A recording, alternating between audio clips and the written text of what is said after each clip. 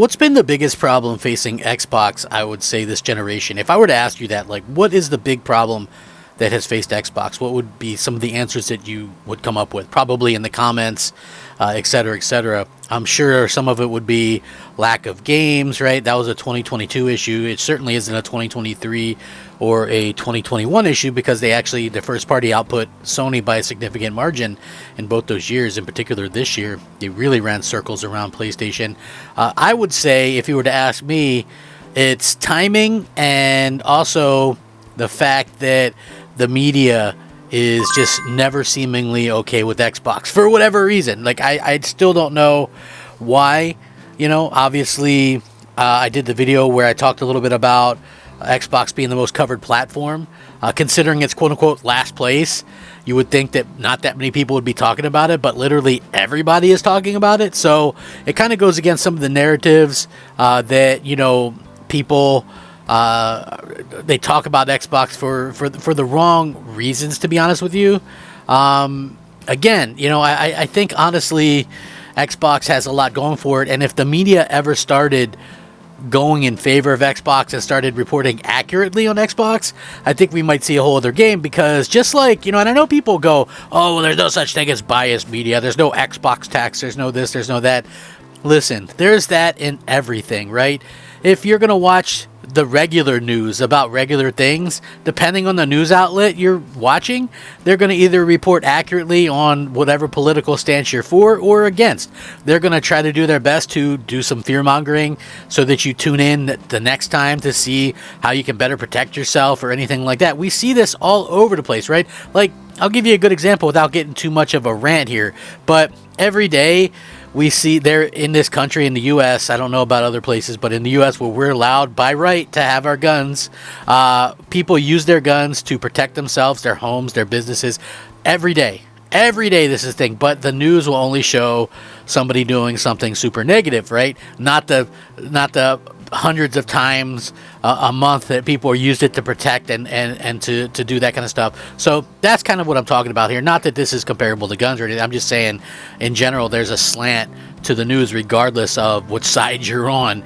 And it's unfortunate. So now it was interesting because I was looking at the year in review for Xbox, and the accomplishments really have Microsoft going into like a great place that they've not really been in over the past few years. So 2023 was a great year to be an Xbox owner, though not without a few snags. Early on, Xbox exclusive Hi-Fi Rush kicked things off in style.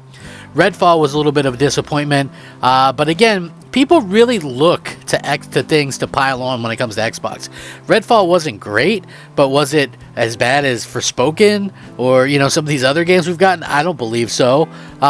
So realistically, people like to pile in and hate on Xbox because it's going to get a lot more traction if you do that. So that's unfortunate, to say the least.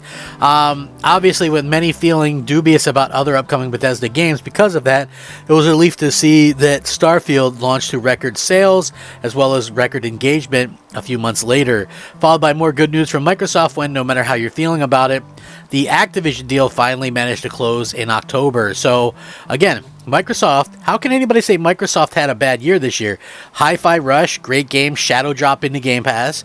Redfall, not great, but they did a good job rebounding and putting out stuff for it to make it better. Ghostwire Tokyo, that's the unsung hero for me in Game Pass. Really, really good game. If you haven't played it, give it a try. It's not a particularly long game. Fun to get into, good story, good combat, good movement, stuff like that. Good, eerie, kind of creepy game, but not like overtly scary or anything like that. Fun stuff, really. Forza Motorsport was great. Starfield was great. They even did Age of Empires 4 if you like those type of games. Just really a solid year overall for Microsoft. There's a lot of movement, obviously, in year one for Xbox parent company Microsoft. Things are certainly looking brighter than ever for gaming branch CEO Phil Spencer as we round out 2023, especially when we compare to the state of affairs in 2022. According to this, Xbox might have, quote-unquote, lost the console war, but it's won plenty of other battle asides that, and seems more incentivized than ever to keep the streak going.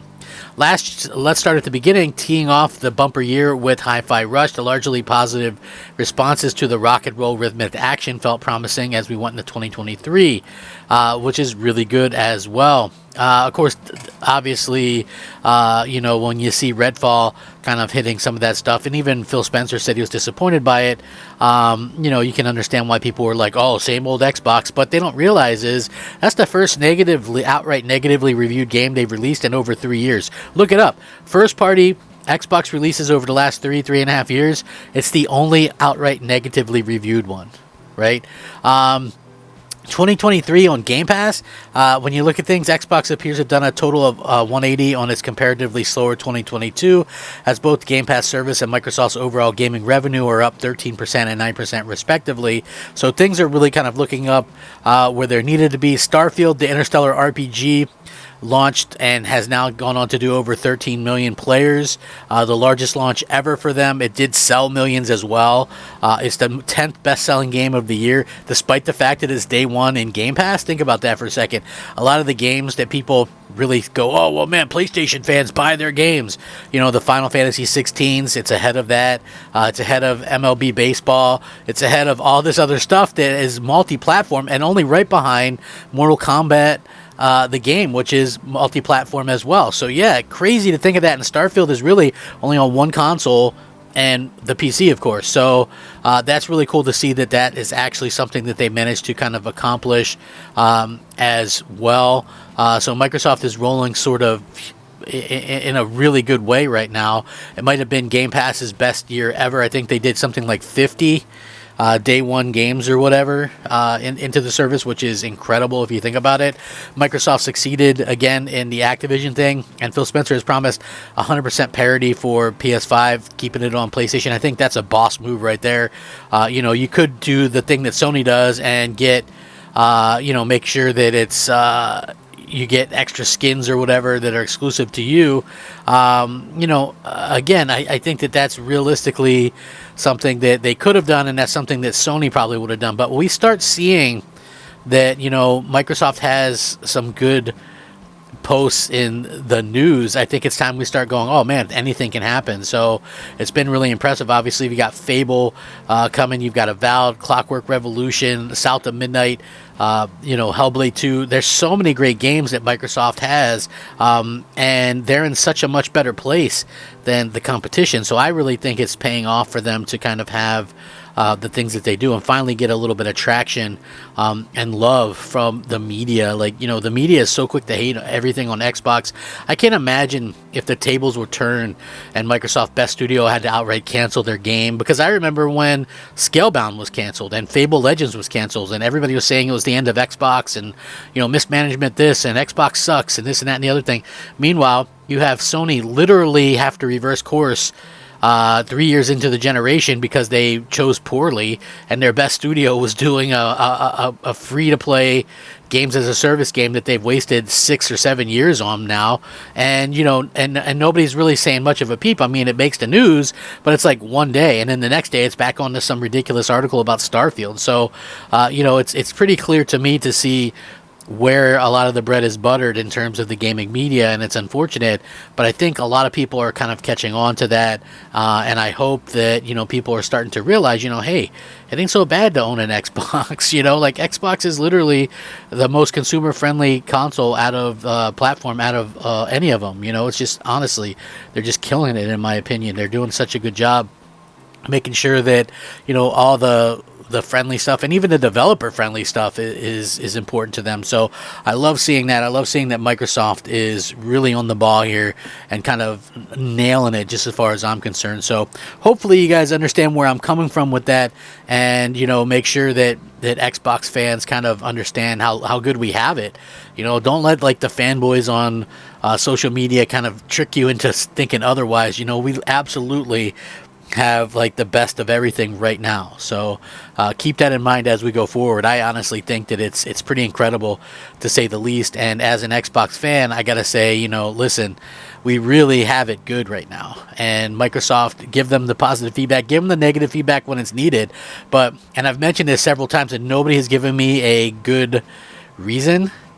But if you dislike Xbox right now, can you give me a reason? Can anybody give me a good reason for hating on Xbox for something that they're doing right now? Right? And not, oh, they're making a game exclusive. Like, that's part of the thing, right? That's part of the game.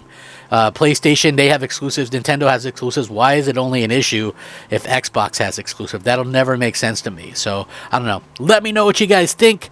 I'm Crap Gamer. This has been Crap Gamer Reviews. Merry Christmas, Happy Holidays, all that kind of good stuff. Hope you guys have a great one. Like the video, subscribe if you haven't already. Crap Gamer out.